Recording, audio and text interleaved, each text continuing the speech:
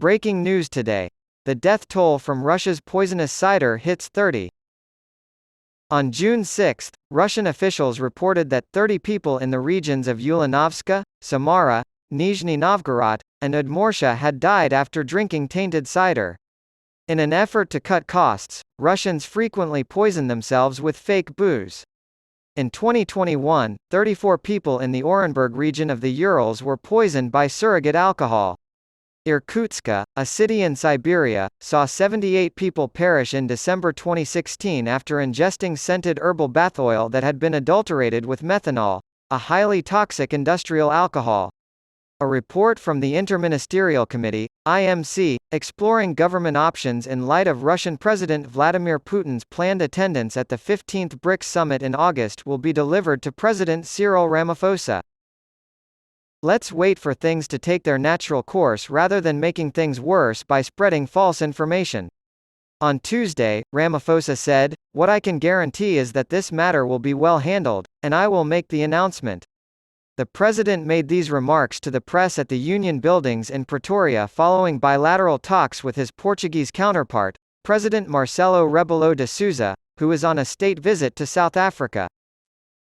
After ANC Secretary-General Fikile Mbalula hinted at a rethink of government's invitation to Putin to attend the BRICS, Brazil, Russia, India, China, and South Africa summit in person in August, Ramaphosa was asked about government's position on hosting Putin in the country.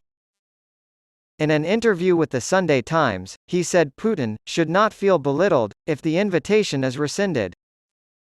If Russia's president doesn't make it, it's not because South Africa is a snob for being a member of the International Criminal Court, ICC.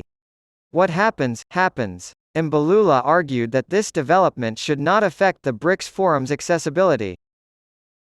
He also stated that South Africa would not be defying the International Criminal Court's arrest warrant by welcoming Vladimir Putin.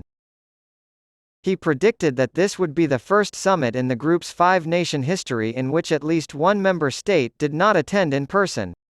Ramaphosa acknowledged that South Africans and the rest of the world are waiting to hear how the country plans to handle the crisis.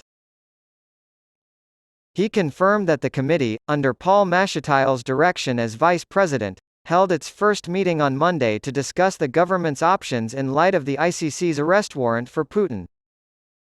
In light of the scandal that befell then-President Omar al-Bashir of Sudan in 2015, the government must decide whether to hold the summit virtually or to relocate it to a different country.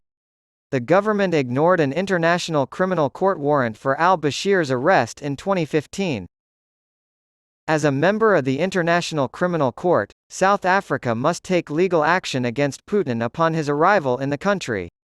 Ramaphosa was asked about the DA's legal action regarding Putin and he responded, "In the end, matters of conducting foreign policy and matters of inviting whoever, like we invited President de Sousa, is the function of the executive." Ramaphosa said, "It's not the function of other people outside the executive. The government, represented by the president, is responsible for inviting foreign leaders. No one else can perform that duty in your stead." Minutes and a report from yesterday's meeting of the IMC are still being finalized. I will be the first to see the report before it goes to the cabinet tomorrow or another day. Mbalula's remarks prompted Ramaphosa to say the government was considering its options. Being the hosts, it is incumbent upon us to deliberate and settle on a stance on this matter. There is a lot of empty rhetoric out there. I will eventually get in touch with you. It will be me who announces that something like this is imminent.